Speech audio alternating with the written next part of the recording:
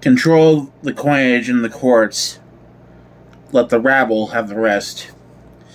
Thus the Pasha Emperor advised you. And he tells you, if you want profits, you must rule. There is truth in these words. But I ask myself, who are the rabble and who are the ruled? Muad'Dib's secret message to the Landsraad from Arrakis Awakening by the Princess Irulan. A thought came unbidden to Jessica's mind.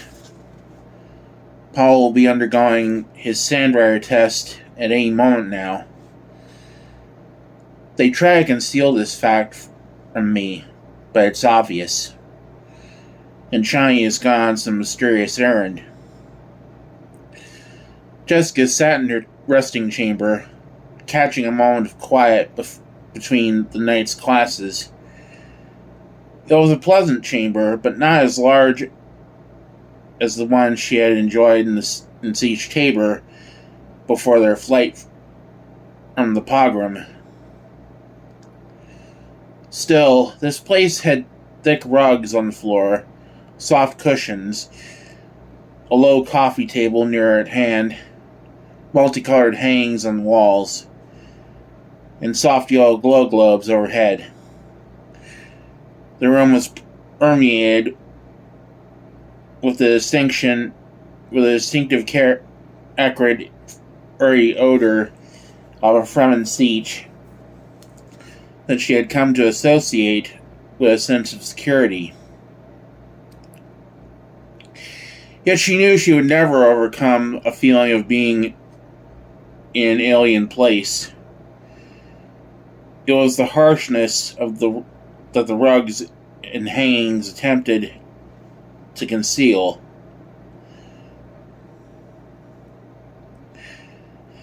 A faint tinkling, drumming, slapping penetrated to the resting chamber.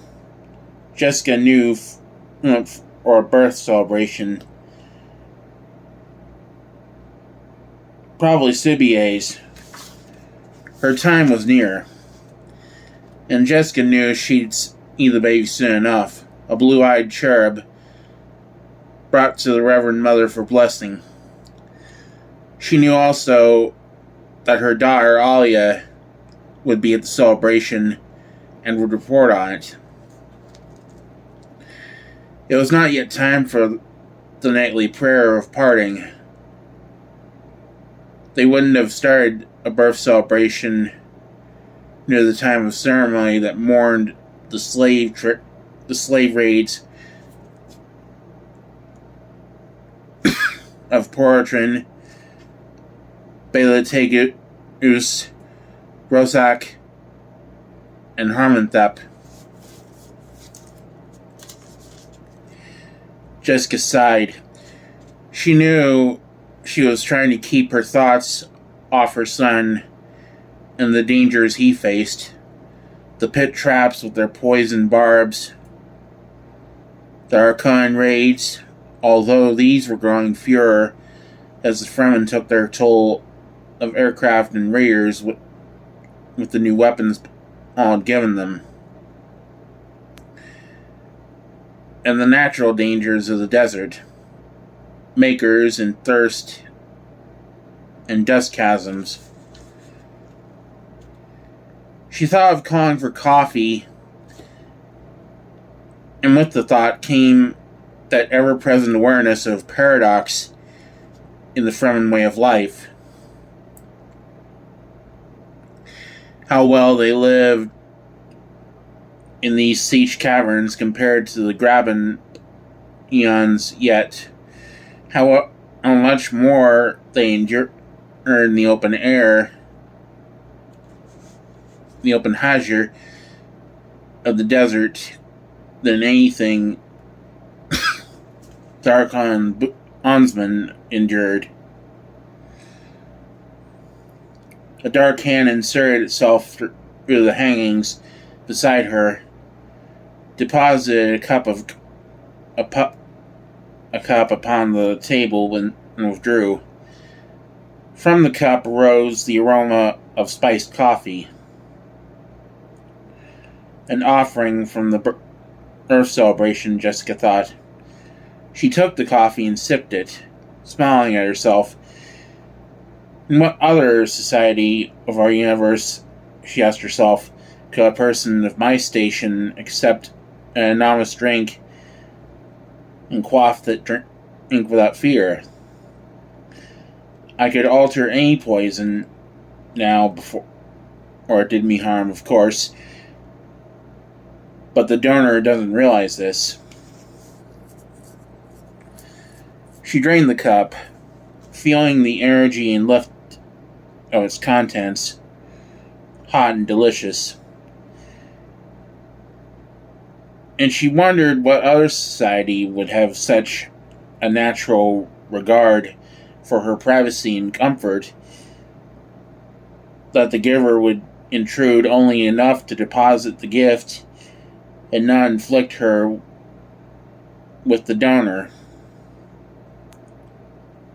Respect and love had sent the gift with only a slight tinge of fear. Another element of the incident forced itself into her awareness. She had thought of coffee, and it had appeared. There was nothing of telepathy here, she knew. It was the Tao, the oneness of the siege community, a compensation from the cell poison of the spice diet they shared. The great mass of people could never hope to attain the enlightenment the spice seed brought to her. They had not been trained and prepared for it. Their minds rejected what they could not understand or encompass. Still, they felt and reacted sometimes like a single organism. And she thought of coincidence and the thought of coincidence never entered their minds. Has Paul passed his test on the sand? Jessica asked herself. He's capable, but accident can strike down even the most capable. The waiting. It's the dreariness, she thought. You can wait just so long.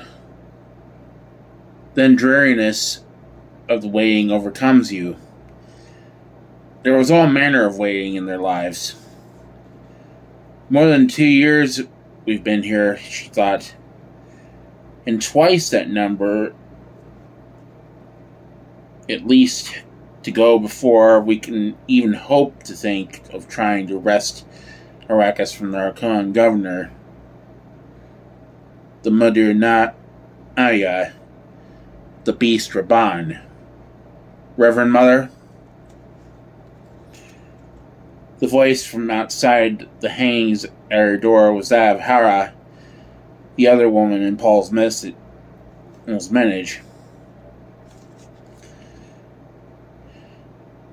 Yes, Hera? The hangings parted and Hera seemed to glide through them. She wore siege sandals, a radio wraparound that exposed her arms almost to the shoulders. Her black hair was parted in the middle and swept back like the wings of an insect,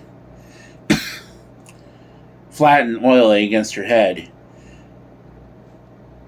The jutting predatory features were drawn into an intense frown. Behind her came Alia, a girl child of about 2 years.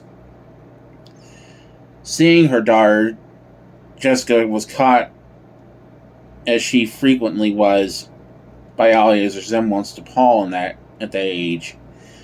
The same wide-eyed solemnity to her questing look. The dark hair and firmness of mouth but there were subtle differences too. And it was in these that most adults found Alia disquieting. The child, little more than a toddler, carried herself with a calmness and awareness beyond her years. Adults were shocked to find her laughing at so play of words between the sexes, or they'd catch themselves listening to her half-lisping voice, still blurred as it was by an unformed soft palate.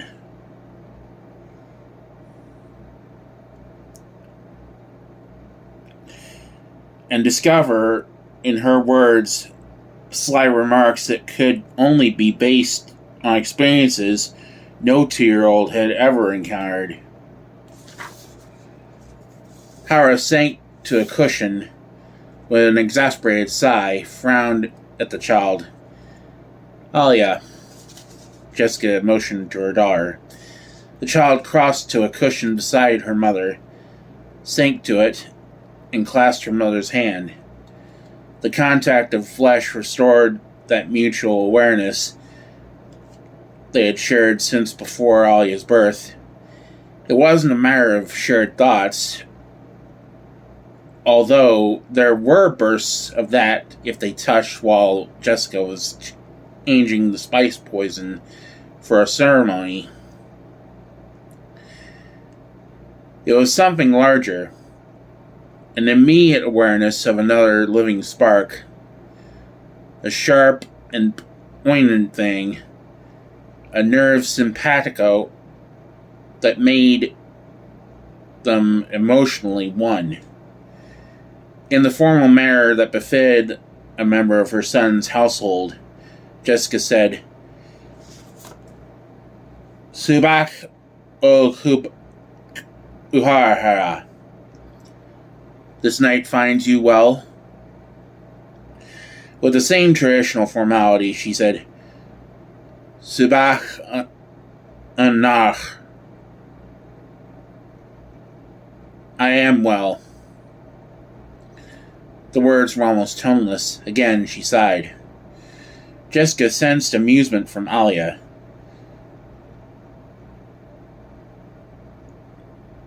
"My brother's Ganima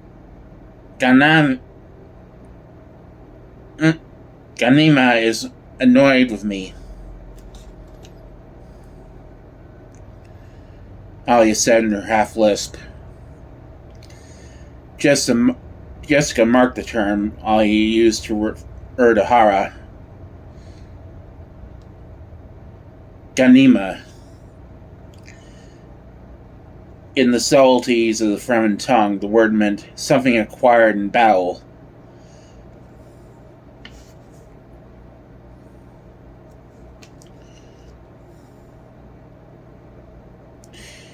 And with the added overtone that the something no longer was used for its original purpose, an ornament, a spearhead used as a curtain weight.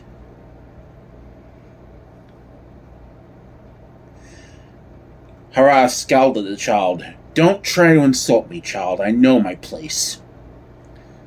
"What have you done this time, Alia?" Jessica asked. Hara answered. "Not only has she refused to play with the other children today, but she intruded where I hid behind the hangings and watched Ubai's child being born."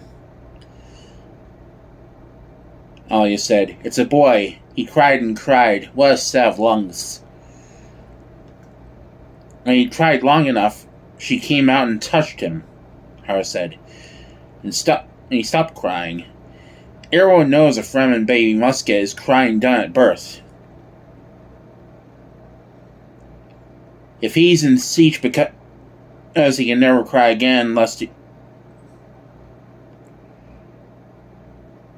he betray us on air, he'd cry enough," Alia said. "I just wanted to feel his spark. His life. That's all. And when he felt me, he didn't want to cry anymore. It just made more talk among the people, Hara said. Sabane's boy is healthy? Jessica asked. She saw that something was troubling Hara deeply and wondered at it. Healthy as any mother could ask, Hara said.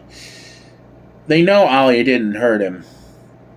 They didn't so much mind her touching him. He settled down right away and was happy. Hara shrugged. It's the strangeness of my daughter, isn't it? Jessica asked. It's the way she speaks of things beyond her years, and of things no child her age could know. Things of the past. How could she know what a child looked like on Bellatrix? Hara demanded. But she does. Yeah.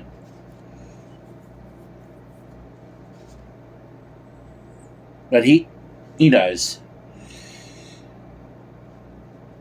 Alia said.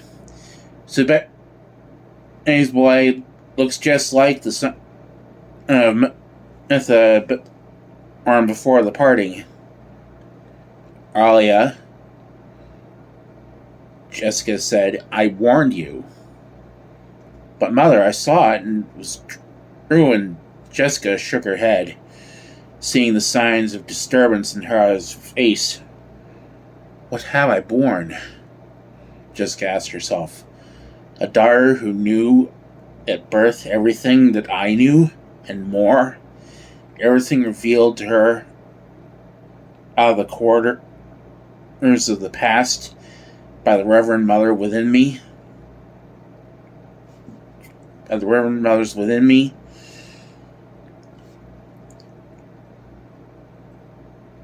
It's not just the things she says, Hara said.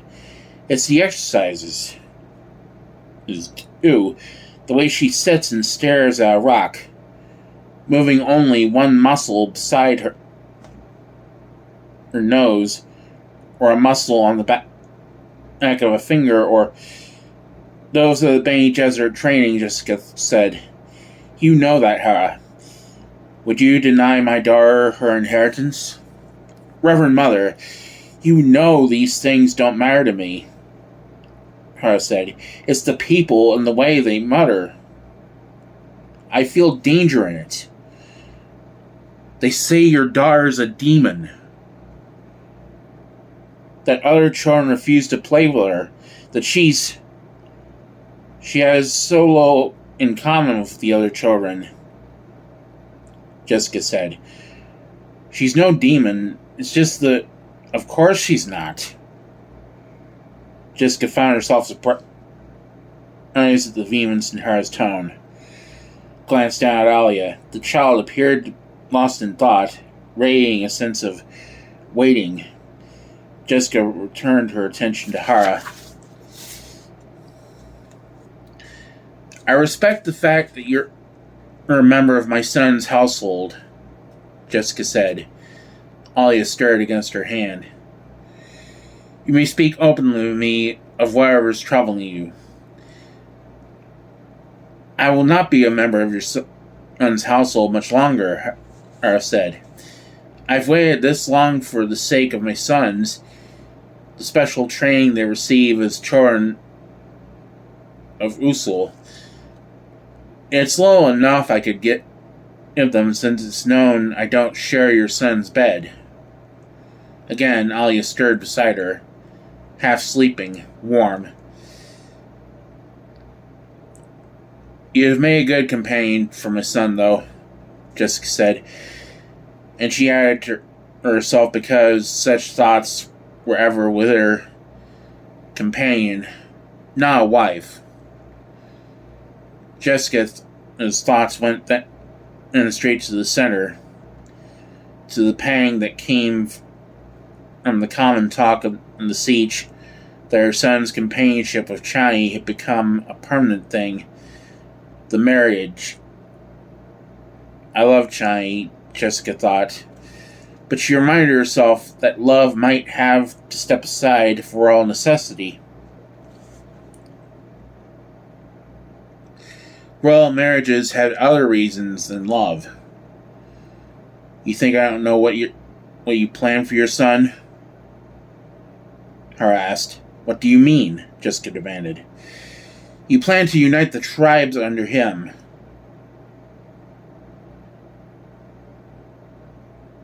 Hera said. Is that bad? I see danger for him. And Alia is part of that danger. Alia nestled closer to her mother, eyes open now and studying Hera. I've watched you two together, Hera said. The way you touch, and Alia is like my own flesh because she's sister to one who is like my brother. I've watched over her and guarded her from time to time.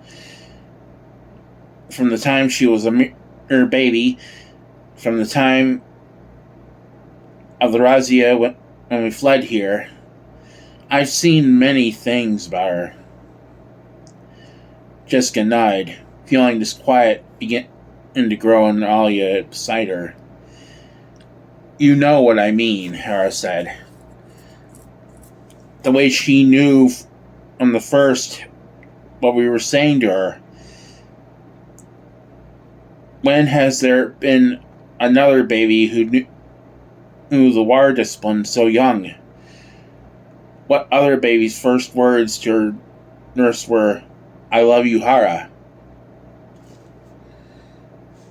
Hera stared at Alia. Why do you think I accept her insults? I know there's no malice in them.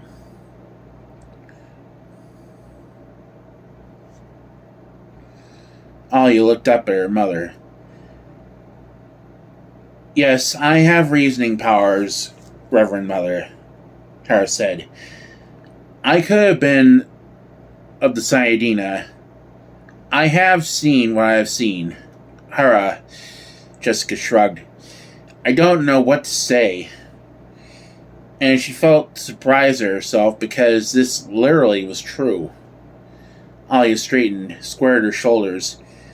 Jessica felt the sense of waiting ended, an emotion compounded of decision and sadness.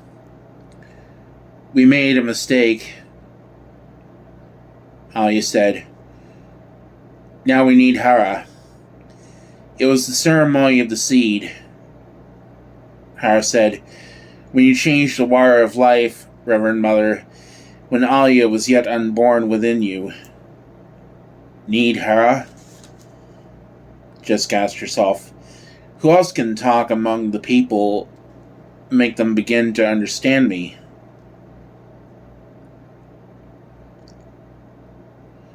Alia asked. What would you have her do? Jessica asked. She already knows what to do. Alia said. I will tell them the truth, Hera said. Her face seemed suddenly old and sad with its olive skin drawn into frown wrinkles, a witchery in the sharp features. I will tell them that Arya only pretends to be a little girl, that she has never been a little girl. Alia shook her head. Tears ran down her cheeks, and Jessica felt the wave of sadness from her daughter, as though the emotion were her own. I know I'm a freak, Alia whispered.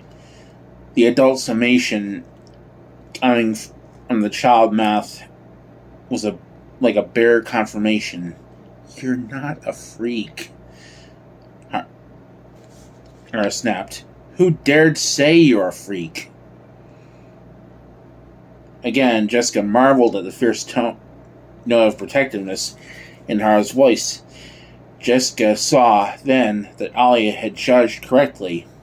They did need Hera. The tribe would understand Hera, both her words and her emotions, for it was obvious she loved Alia as though this were her own child. "Who said it?" Hera repeated. "Nobody." Alia knew he had used a corner of Jessica's abba to wipe the tears from her face. She smoothed the robe where she had dampened and then crumpled it. "Then don't you say it," Hera ordered. "Yes, Hera." "Now," Hera said, "you may tell me what it was like so I may tell the others. Tell me what it is that happened to you."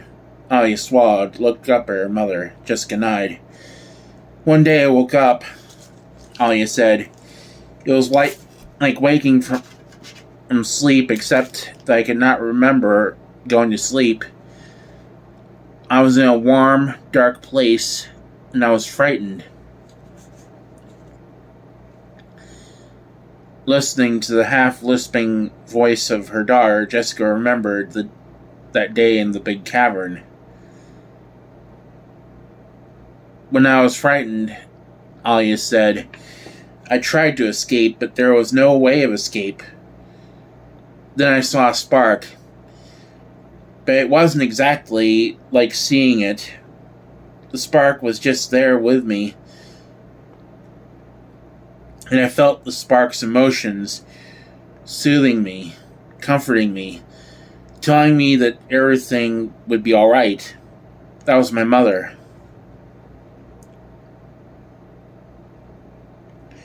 Hera rubbed her eyes, smiled reassuringly at Alia. Yet there was a look of wildness in her eyes, in the eyes of the Fremen woman, an intensity as though they too were trying to hear Alia's words. And Jessica thought, what do we really know of how such a one thinks? Out of her unique experiences and training and ancestry. Just when I felt safe and reassured, Alia said, there was another spark with us, and everything was happening at once. The other spark was the old Reverend Mother. She was trading lives with my mother, everything, and I was there with them, seeing it all, everything, and it was over. And I was them, and all the others, and myself. Only it took me a long time to find myself again. There were so many others. It was a cruel thing, Jessica said. No being should wake into a consciousness thus. The wonder of it is you could accept all that happened to you. I couldn't do anything else, Alia said. I didn't know how to reject or hide my consciousness or shut it off. Everything just happened. Everything. We didn't know, Hera murmured. When we gave your mother the water to change, we didn't know you existed within her. Don't be sad about it, Hera, Alia said. I shouldn't feel sorry for myself. After all, there is cause for happiness here. I'm a Reverend Mother. The tribe is too, She broke off, tipping her head to listen. Hera rocked back on her heels against the sitting cushion, stared at Alia, bringing her attention to and then up to Jessica's face. Didn't you suspect?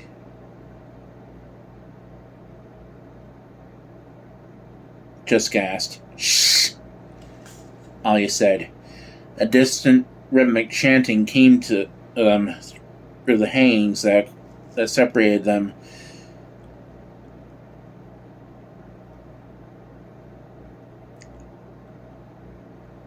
From the siege corridors, it grew louder, carrying distinct sounds now. Ya, ya, yum, ya, ya, yum. Muzin. Wala. Ya. Ya. Yum. Muzin. Wala. The chanters passed the outer entrance, and their voices boomed through the inner apartments. Slowly, the sound receded. When the sound had dimmed sufficiently, Jessica began the ritual, the sadness in her voice. It was Ramadan in April on Tejus. My family sat in their old courtyard, Hara said, an air bathed by the moisture that rose from the spray of the fountain. There was a tree of ortigals, round and deep in color, near at hand.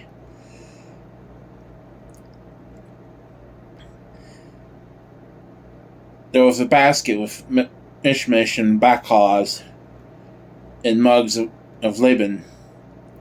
All manner of good things to eat. In our gardens and in our flocks there was peace. Peace in all the land. Life was full of happiness until the raiders came. Alia said. Blood ran cold at the scream of friends, Jessica said, and she felt the memories rushing through her.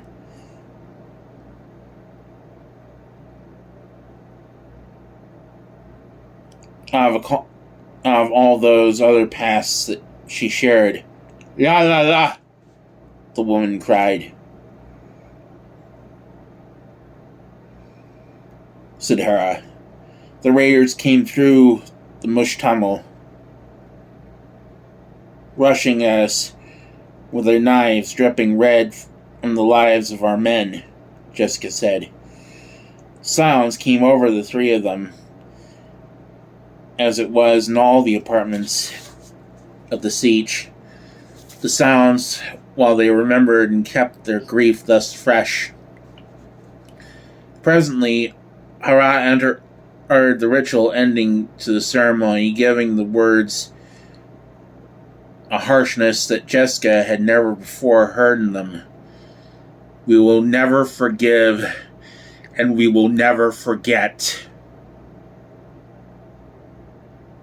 Hera said.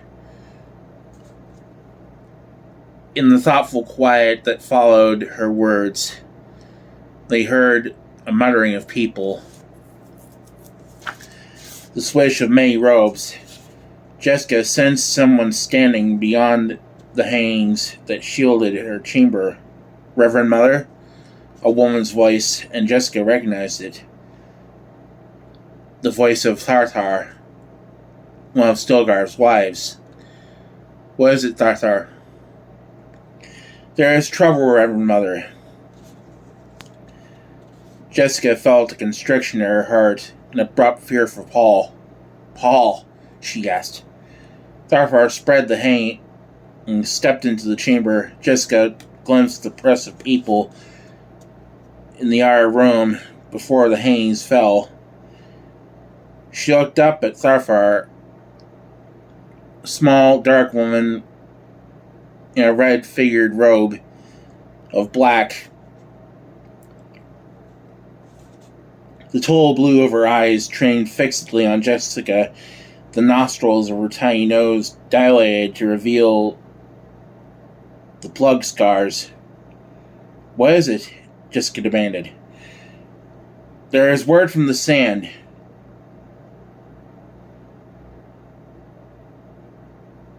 Tharthar said.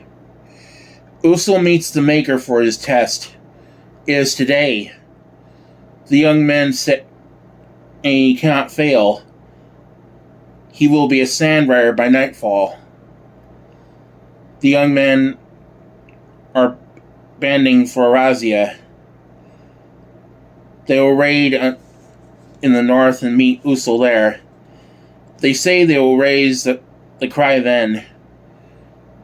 They say they will force him to call out Stilgar and assume command of the tribes.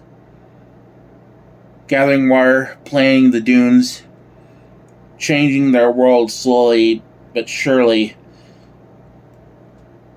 These are no longer enough, Jessica thought.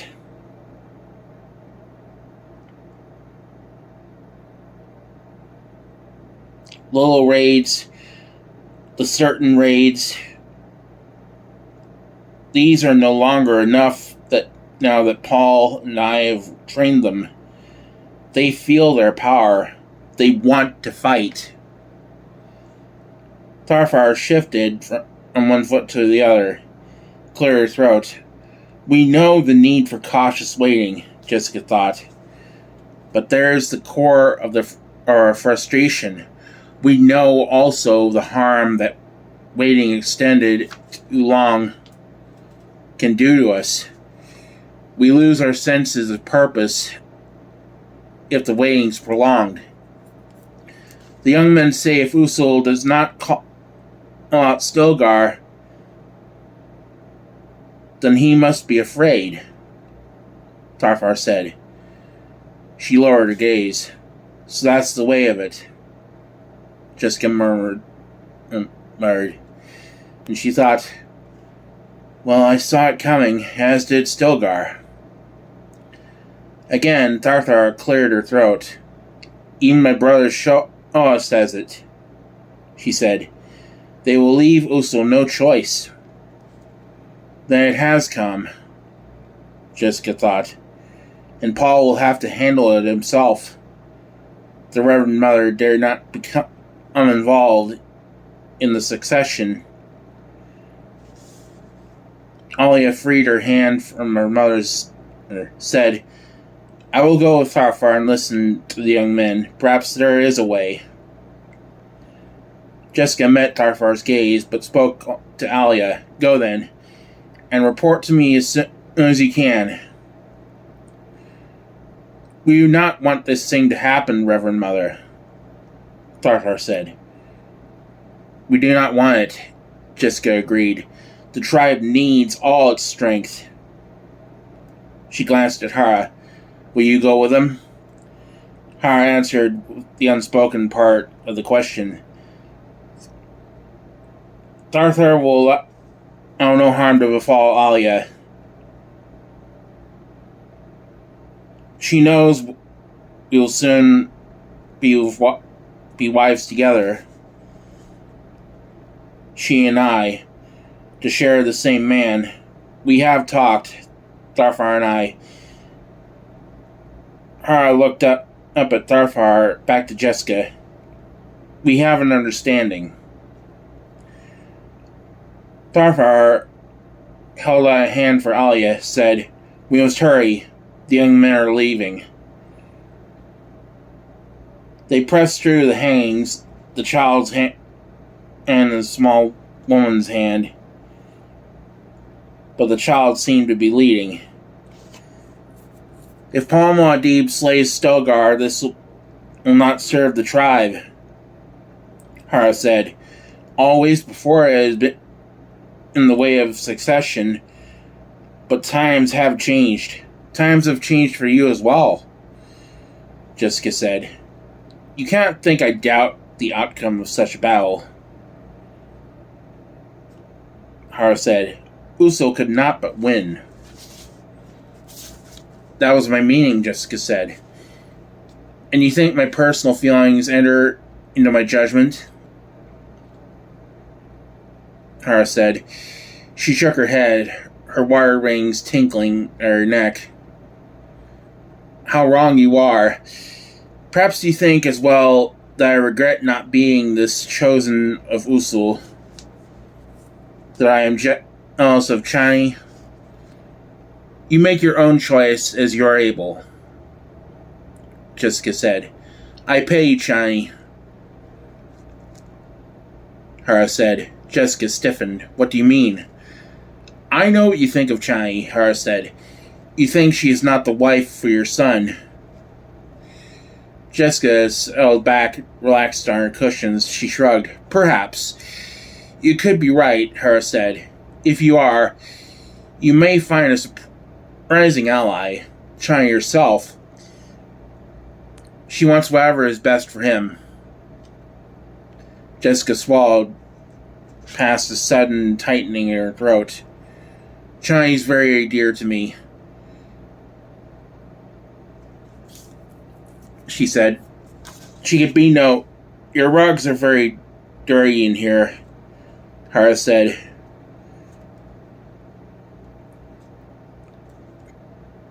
She swept her gaze around the floor, avoiding Jessica's eyes. So many people trampling through here all the time. You really should have them clean more often.